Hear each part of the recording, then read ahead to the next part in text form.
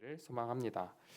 요즘 TV 예능 프로그램에 자주 등장하는 한 인물이 있는데요. 혹시 기안 84라고 들어보셨나요?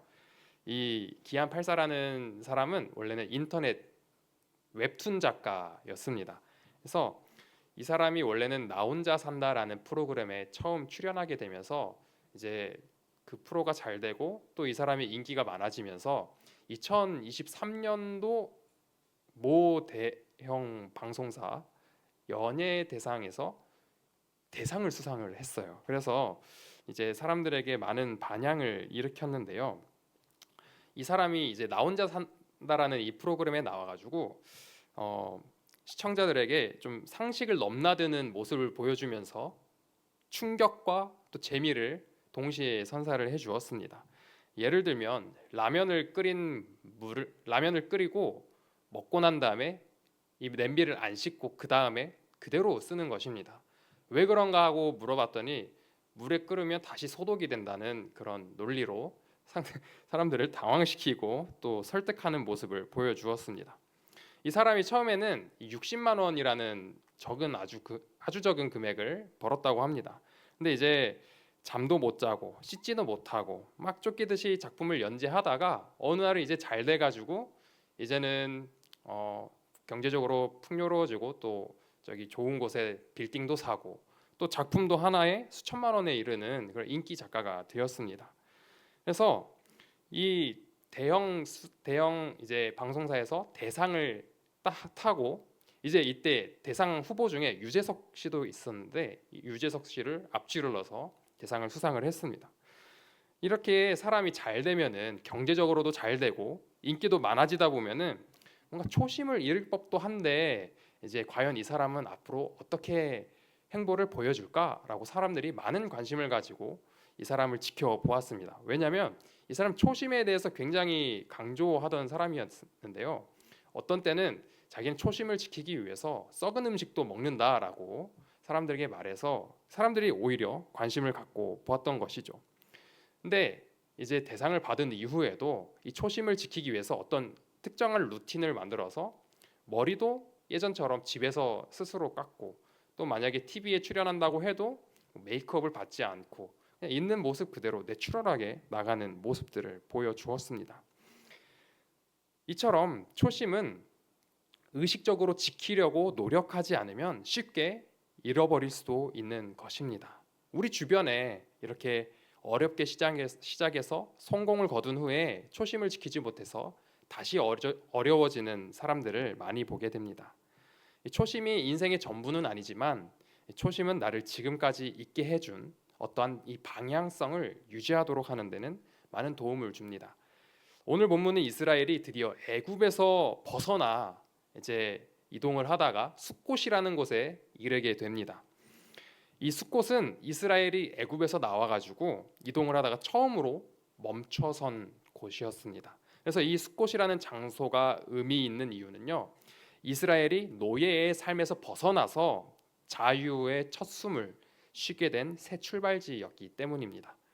이제는 더 이상 애굽의 종이 아니라 하나님의 인도하심을 받는 하나님의 백성으로서의 삶이 시작되는 곳이자 앞으로 하나님께서 약속하신 땅 가나안 땅으로 인도하실 그 새 출발지가 되는 곳이었습니다. 이때 이스라엘이 출애굽을 하면서 막 부랴부랴 나오다 보니 막 이 짐도 챙기고 저 짐도 챙겨야 되는데 식재료는 유일하게 이들이 빵을 만들어 먹었는데 빵 반죽만 가지고 나왔던 것입니다. 원래는 누룩이라는 효모도 같이 가지고 나와서 빵을 부드럽게 해서 먹어야 되는데 누룩을 떼놓고 빵 반죽만 가지고 나온 것이죠. 그래서 숫곳에 도착했을 때 짐을 풀고 이제 임시 야영지를 구축을 하고 먹을 것을 만들어야 하는데 누룩이 없다 보니까 이가 없으면 잇몸으로라도 먹어야 되는 심정으로 이제 밀가루 반죽으로 빵을 만들어 먹습니다. 그러다 보니 출애굽 전날 먹었던 무교병을 이때도 또 한번 먹게 됩니다. 우연인지 계획적인지 몰라도 이 유월절 때부터 계속 이 무교병이 등장을 합니다. 제가 이 말씀을 저번 주에 준비를 하면서 이 무교병이 나오니까 그 맛이 정말 궁금해져 가지고 아까 나눠드렸는데 드셔보신 분들은 아시겠지만 저는 이 맛이 어떤 것인가라고 추측을 했을 때는 생긴 거는 그 해땡이라고 하는 제가 회사에서 나온 아이땡이라는 크래커처럼 생겨가지고 이렇게 생겨도 맛은 있겠구나, 짠맛이 있겠구나라고 생각을 했는데 아무 맛도 없더라고. 정말 아무 맛도 없는데 이 탄수화물이 가져다주는 이 당이라는 느낌도 나왔다가 사라지는, 정말 맛이 없다고 해도 무방한 그런 맛이었습니다. 그래서 오늘은 하루 종일 이 무교절 체험이라고 혼자 정해가지고 아침부터 저녁까지 그 무교병만 먹었습니다. 먹었는데 어떤 단백질이나 지방이나 어떤 영양소가 없다 보니까 근육도 빠지는 것 같고요, 힘도 쭉 빠지더라고요. 좀 수척해지지 않았나요? 마치 금식하는 그 비슷한 기분을 느꼈습니다. 무교병을 먹고 있는 이스라엘에게 전해진 무교절과 관련한 세 가지 메시지는 다음과 같이 세 가지: 기억하라, 보이지 않게 하라, 설명하라 였습니다. 먼저 기억하라 부분입니다. 오늘 본문의 모세가 무교절과 관련해서 하나님께 명령하신 것을 이스라엘에게 전하는데요, 가장 먼저 전한 명령이 기억하라 였습니다. 저희 성경에는 3절에 기념하라로 기록되어 있는 부분이 바로 기억하라입니다. 이스라엘이 출애굽 이후에 숫곳에 이르러 처음 자유의 맛을 만끽하고 있을 때 모세가 이스라엘에게 전한 첫 번째 하나님의 명령은 기억하라였습니다. 원래는 그들이 어떤 삶을 살았는지를 기억하며 지금 누리게 된 자유를 누가 어떻게 이루어 주셨는지를 기억하라는 것이었습니다. 애굽의 종으로 살면서 최소한의 인권도 허락받지 않는 그 비참한 삶 가운데 부르짖을 때 누가 그 신음소리를 들으셨는지, 또 누가 종되었던 곳에서 어떻게 인도해 내셨는지를 기억하라는 것이었습니다. 지금 누리는 이 자유의 바람이 어디서부터 시작되었는지를 기억하라는 것이죠. 출애굽은 이스라엘에게 능력이 있어서 애굽으로부터 자유를 허락받고 나온 것이 아니죠. 어떤 출애굽은 이스라엘이 어떤 노역을 할 만큼 해서 이제 너희는 놓여져도 된다라는 이 자격을 가져서 나온 것이 아니었습니다. 출애굽에 어떤 능력이 발휘되었다면, 능력이 있었다면 그것은 하나님의 능력이 있었고요, 출애굽이 가능했던 이스라엘의 자격을 따져보자면 하나님께서 이스라엘을 하나님의 백성 삼아 주신 것밖에 없었습니다. 출애굽이 가능했던 이유는 오직 누구에게 있었냐면요, 여호와 하나님께 있었습니다. 그래서 오늘 본문 3절에서 모세는 이스라엘에게 출애굽한 오늘을 기억하라고 하면서 출애굽이 가능했던 이유에 대해 이렇게 말합니다. 여호와께서 그 손의 권능으로 인도하셨다고요. 출애굽, 이 순간은 이스라엘 민족에게 일생 중 가장 가슴 벅차고 감동적인 순간이었을 것입니다. 아마도 평생 잊지 못할 기억이 생겼다고 생각했을 것입니다. 그래서 이 감격스러운 순간에 모세가 여호와께서 강한 손으로 이끌어 내주셨음을 기억하라고 명령했을 때 여기에 대해서 반기를 드는 이는 없었을 것입니다. 아마도 주님, 저희의 부르짖는 소리를 들어주시니 감사드립니다 라고 하나님의 그 전능하심에 대해 찬양을 했을 것입니다. 출애굽이 일어난 당장 바로 이 순간에는 말이죠. 그런데요, 이스라엘이 출애굽의 행위자가 여호와 하나님이심을 기억해야 하는 순간은 이때, 이 지금 순간 이때뿐만은 아니었습니다. 이때를 기억하는 무교절의 시행은 언제부터 시작되냐면요, 5절에 기록되어 있는데요, 함께 5절을 봉독하겠습니다. 여호와께서 너를 인도하여 가나안 사람과 헷 사람과 아모리 사람과 히위 사람과 여부스 사람의 땅 곧 내게 주시려고 내 조상들에게 맹세하신 바 젖과 꿀이 흐르는 땅에 이르게 하시거든 너는 이 달에 이 예식을 지켜. 아멘. 언제 하나님을 기억하라고 명령하냐면요, 소원이 이루어진 지금도 아니고요, 앞으로 겪게 될 40년 광야에서도 아니고요, 젖과 꿀이 흐르는 땅에 이를 때라고 말하고 있습니다. 다시 말해서 모든 걱정과 고민과 수고와 시련이 사라지고 가나안 땅에 이르게 되었을 때 그때 하나님을 기억하라라고 명령하고 있습니다. 물론 이때도 기억을 할 것이고요. 광야 때도 하나님을 의지하면서 하나님을 기억하실 겁니다. 하지만 모세가 강조하고 있는 것은 모든 일이 잘 풀렸을 때 하나님을 기억하라는 것을 강조하고 있는 것이죠. 성도의 초심은 은혜를 은혜로 받아들이는 것입니다. 은혜는 그때만 기억하는 게 아니라 잘 되었을 때도 기억하는 것이 은혜입니다. 이스라엘이 애굽의 무자비한 노역에 두 손 두 발 다 들고 하나님께 부르짖었던 것처럼 우리도 기도는 한다고 하지만 내 힘을 조금이라도 의지하다가 도저히 안 되어서 모든 것을 내려놓고 주님만 의지할 때 경험했던 그 기도의 응답이 이루어졌던 그때 우리는 하나님을 기억해야 하는 것입니다. 감사하다고 하고 주변 지인들에게 이 은혜를 나눌 때뿐만 아니라 내 모든 상황이 완전히 다 나아졌을 그때도, 내 삶이 평탄해졌을 그때도 하나님을 기억해야 한다라는 것입니다. 그런데 문제가 해결되고 삶이 상승곡선으로 그리며 내 삶의 문제가 사라지고 살만해지면 내 생각과 말들에서 은혜는 사라지고 내 능력, 내 노력에 의한 자격 이런 것들이 흘러나오게 됩니다.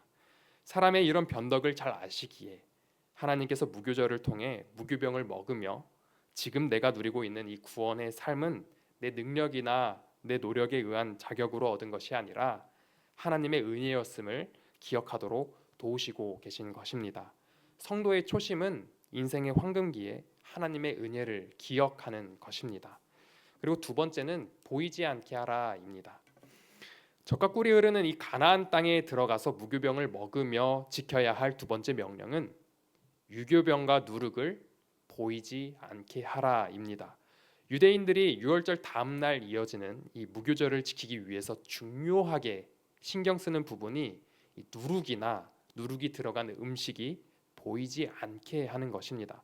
그래서 이 유대인들은 무교절을 지내게 되면요, 준비하기 위해서 집안 곳곳을 다니면서 혹시 떨어진 부스러기가 없나 구석구석 살피면서 완전히 누룩을 제거합니다. 그런데 이 명령은 어디서 행해지냐면요, 출애굽기 12장 19절에 기록되어 있는 것처럼 집에서 이루어집니다. 집 안에서 누룩을 제거하는 일이라서 실은 집 밖에 있는 사람이 이 집은 누룩을 정리했는지 안 했는지 알 수가 없습니다.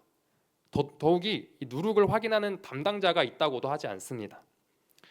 그래서 이 집안 사람들끼리 우리는 누룩을 제거한 것이다 라고 입을 맞추고 또 입을 단속하면은 사람들이 이 집은 누룩을 제거했구나 라고 생각하고 또 그렇게 여길 수도 있었는데, 방금 보신 12장 19절에 보시면요, 이렇게 되어 있습니다. 만약에 이 누룩을 제거하지 않으면 막론하고 이스라엘 회중에서 끊어지리니 라고 말을 합니다. 만약에 이 일을 따르지 않는 자는 이스라엘 회중에서 끊어질 것이라고 하는 것입니다. 다시 말해서 누룩을 제거하는 일이 집 안에서 은밀하게 이루어지는 일이라고 해도 반드시 밝혀질 것이라는 의미입니다. 집 안에서 이루어지는 사적인 일이라도 반드시 밝혀질 일이라는 것이죠. 그러면 대체 집 안에서 이루어지는 이 사적이고 은밀한 일이 어떻게 알려지는 것일까요? 집안 사람들끼리 입을 맞추고 또 입단속을 해도 어떻게 하나님의 명령을 순종하지 않는 일이 다른 사람에 의해서 알려지게 되는 것일까요? 누군가 이렇게 창문 너머로 봐가지고 이 집은 누룩을 치우나 안 치우나 감시해서일까요? 아닙니다. 그러면 집 안에서 누가 그 사실을 알리는 것일까요? 누가 아실까요? 이것은 하나님의 명령인데 이 일이 이루어졌는지 안 이루어졌는지 누가 아시는 걸까요? 하나님이 아십니다. 무교절은 단순히 행사가 아니라 하나님께 예배를 드리는 절기입니다. 예배인 무교절이 진행되는 집이 교회가 되어 참된 교회의 표징인 세 가지, 바른 말씀의 선포, 바른 성례의 집행, 올바른 권징의 시행이 잘 이루어지나 하나님이 보시는 것이죠. 즉 집에서 드려지는 이 무교절의 행위 자체가 결국 예배이고 그와 동시에 집이 교회가 되는 것입니다. 그래서 교회가 된 집에서 바른 말씀이 선포되어야 하기에 누룩을 보이지 않게 하라는 하나님의 명령이 순종되어야 하는 것입니다. 이 출애굽한 이스라엘에게 누룩은요, 애굽에 있을 때 잘 먹고 잘 살았던 출애굽 이전의 옛 습관과 양식을 생각나게 하는 것입니다. 이것은 구원받았을 때의 초심이 아니라, 그러니까 이 여기서 말하는 이 옛 습관과 양식은요, 이 구원받았을 때 이 초심 때가 아니라요, 구원받았을 훨씬 이전의 옛 습관입니다. 저도 말씀을 준비하면서 이 구절을 묵상하다가 제 책상 위에 놓여 있는 이 육개장 사발면과 젤리를 이제 치우는 일을 했습니다. 그래서 이것을 치우기 전에는요, 먹지 않아도요, 자꾸만 시야에 들어와서 가끔씩 평소에도 먹지 않던 이 컵라면이 먹고 싶어지는 생각이 들었습니다. 그런데 이 눈에서 치우고 나니까 육개장 생각이 싹 사라지고 마음도 정돈이 되었습니다. 구원의 초심을 지키는 일은 하나님 구원받기 이전 옛 습관과 양식을 제거하는 것입니다. 그런데 이 일은 그냥 생각으로만 되는 것이 아니라 집안 곳곳에 흘린 부스러기까지 찾아내는 적극적인 수고로움이 동반되어야 하는 것입니다. 누룩을 보이지 않게 하는 일은 사람들은 모르거나 알아주지 않을지 몰라도 이 또한 하나님의 명령이기에 지켜져야 하는 일이며, 이 일은 교회나 외부에서만 이루어질 사역이 아니라 집안 곳곳, 구석구석에서도 이루어져야 하는 것입니다. 그때 가정도 교회가 되고 우리 가정을 통해 하나님께서 예배받으시며 우리의 하나님의 인도하심이 있는 가정이 될 수 있습니다. 누룩을 보이지 않게 하는 수고로움을 행해야 하는 이유가 오늘 본문 세 번째 메시지와 관련이 있습니다. 왜 이 일을 수고롭게 행해야 하는지 오늘 본문 8절을 세번역 버전으로 함께 봉독하겠습니다. 그 날에 당신들은 당신들 아들 딸들에게 이 예식은 내가 이집트에서 나올 때에 주님께서 나에게 해 주신 일을 기억하고 지키는 것이다 하고 설명하여 주십시오. 아멘. 이 수고로움을 행하는 이유는 자녀에게 신앙을 전수하기 위한 차원에서 이루어지는 것입니다. 그래서 세 번째 명령은 설명하라입니다. 이처럼 오늘 본문의 세 번째 메시지는 가정에서 하나님의 말씀에 온전히 순종하는 모습을 통해 자녀들에게 내가 왜 세상에 쉬운 길을 두고 힘들고 불편한 하나님의 방법을 따르는지 설명하라는 것입니다. 왜냐하면 하나님께서 내게 은혜를 베푸셔서 예수 그리스도를 알게 하셨고 그분을 믿음으로 내 죄가 사해져서 이젠 하나님 나라를 살기 때문이다. 그래서 나를 억압하던 이전의 삶을 정리하고 새로운 삶을 시작하였고 이제 내 삶은 하나님께서 인도하시는 삶이다라고 설명해 주라는 것입니다. 출애굽기 13장 9절에 보시면요, 이 장면이 기록되어 있는 성구가 있습니다. 9절에서 하나님의 말씀을 자녀들의 손목에 감고 이마에 붙여 표로 삼아 하나님의 말씀을 늘 되새길 수 있도록 권면합니다. 이 작은 가죽 상자 2개 안에요, 하나님의 말씀이 기록된 두루마리를 넣고 이마와 손목에 두라는 것입니다. 그래서 머리와 손목에 하나님의 말씀으로 표를 삼아 행동과 이 가치관에 있어서 모든 기준이 하나님의 말씀에 있어야 한다라는 것을 가르치는 것입니다. 이렇게 자녀들에게 하나님께서 강한 손으로 내 삶에 어떤 일을 행하셨는지 가르치는 이유를 강조하는 것이죠.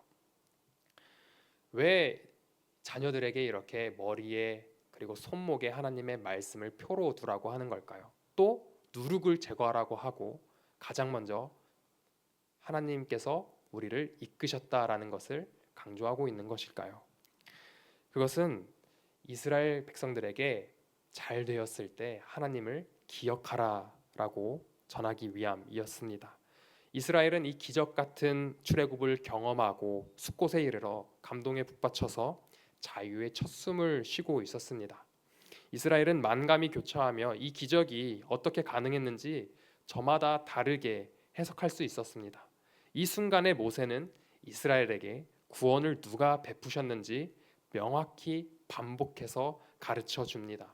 여호와께서 그 손의 권능으로 우리를 구원 애굽에서 인도해 내셨으며 앞으로 우리를 젖과 꿀이 흐르는 땅으로 인도해 주실 것이다라는 것을 되새깁니다.